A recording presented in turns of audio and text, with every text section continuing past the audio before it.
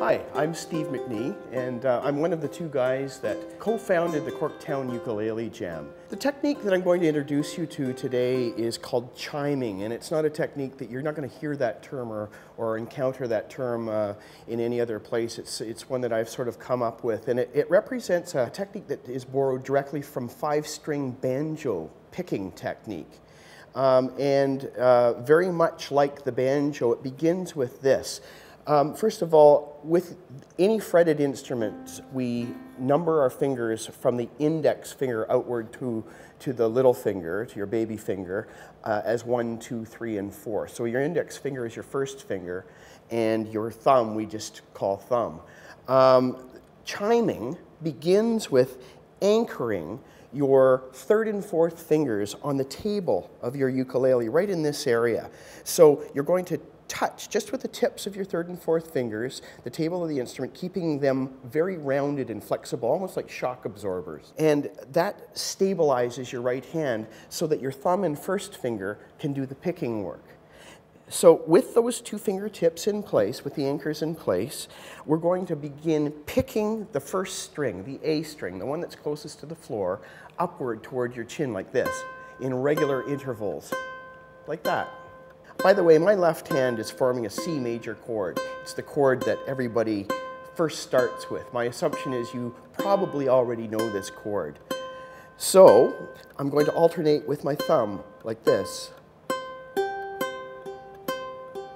Sounds like a European siren in a way. When that gets nice and consistent and clear, we're going to bring it home by adding the second string to the picking of the index finger. So it's going to be, you're going to be picking two strings at the same time. Still only one with the thumb. So here's what that sounds like.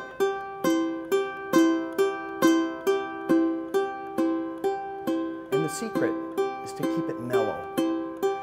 The focus of your picking should be at the sweet spot. That's where the neck and the body of your ukulele meet.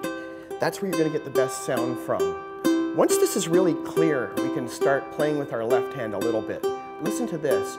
This is C major. I'm going to alternate with this chord. All I've done with my left hand is add my first finger to the first fret of the second string, like that. 1, 2, 3, 4, and change. 2, 3, back to C, 2, 3, F sus2. That's the name of this chord. It has two names.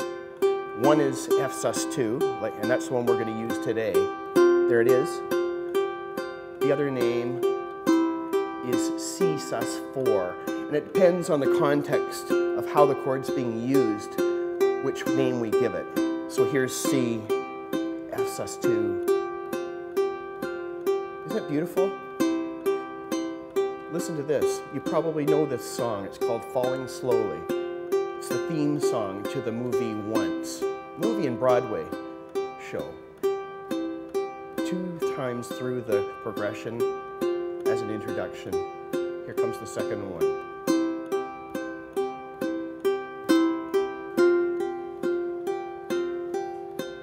I don't know you, but I want you all the more for that.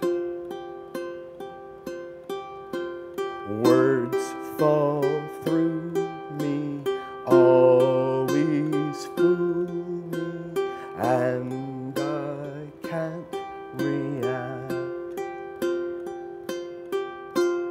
Things that never amount to more than their always I plan themselves out. Pardon my voice, I'm not a singer, but I wanted to give you a context for that chord. And I also want to point out that when I got to the second part of the song, all of a sudden I stopped chiming and started strumming, and the strum that I engaged was down, down, up, down, down, up, down, down, up, down, down, up. You feel that energy change. I feel that in the song. So the first section is nice and mellow. I don't want you, but And in the second section, gains that never amount to more than they're meant will play themselves out. So the energy of the song increases, and the way we communicate that energy is by borrowing from something from our palette of right-hand options and communicate that energy by reverting to a strum. And then the next section after that, we'll probably go back to this again for contrast. Hope you enjoyed the little bit of an exploration of musicality.